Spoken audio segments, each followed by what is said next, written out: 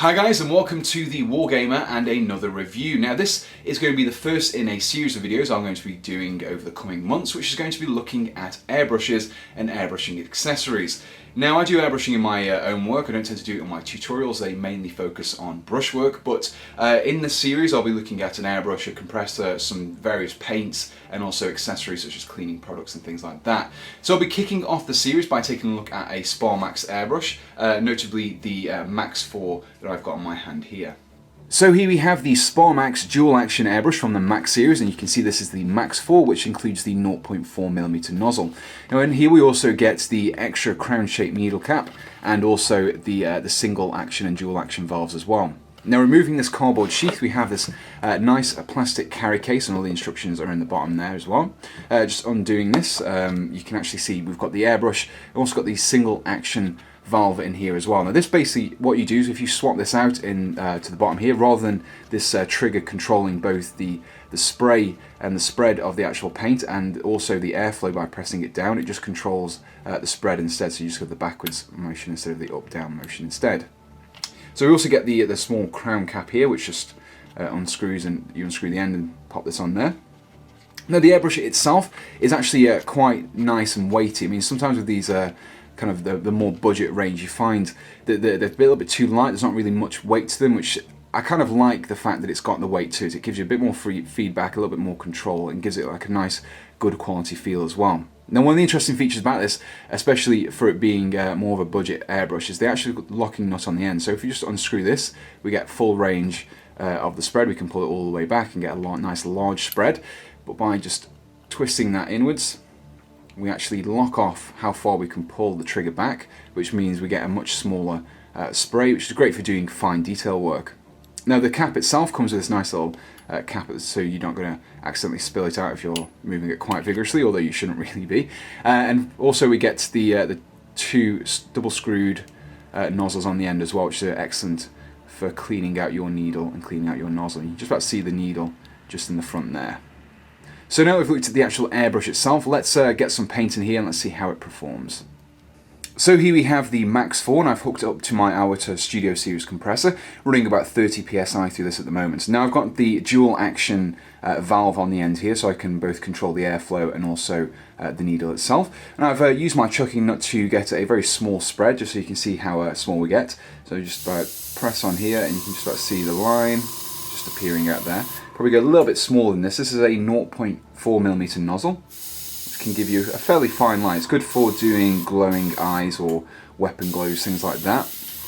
You can just about see the line there.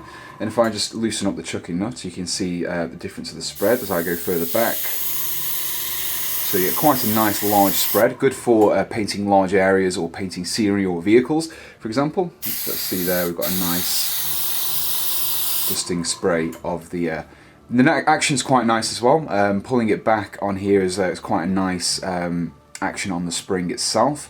The needle's quite responsive, so you don't need to put too much pressure in order to get a fine line. So I'm not using the chucking nut there, I'm just using my own finger just to get this fine line like so. So as I've already mentioned, this has a 0.4mm nozzle, which means you can use non-airbrush paint in it. Now inside here I have some of the Army Painter's Dragon Red War Paint, and I've mixed in an airbrush thinner. Now normally if you have a smaller nozzle you can actually get quite clogged in the end and it doesn't quite spray as well, but I'm going to be showing you how well this handles it. So first of all we're going to do some of the small lines. You can see the actual paint comes out really nice. There's no spattering or sputtering there. Very even flow. That's a very small spray.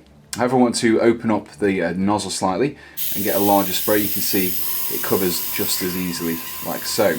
So this makes it a really versatile brush for both getting base paints down and also doing some smaller detail work. And now it's not perfect for doing very fine detail work, which is the limitation of the 0.4mm nozzle, but it does make an excellent all-round beginner's brush.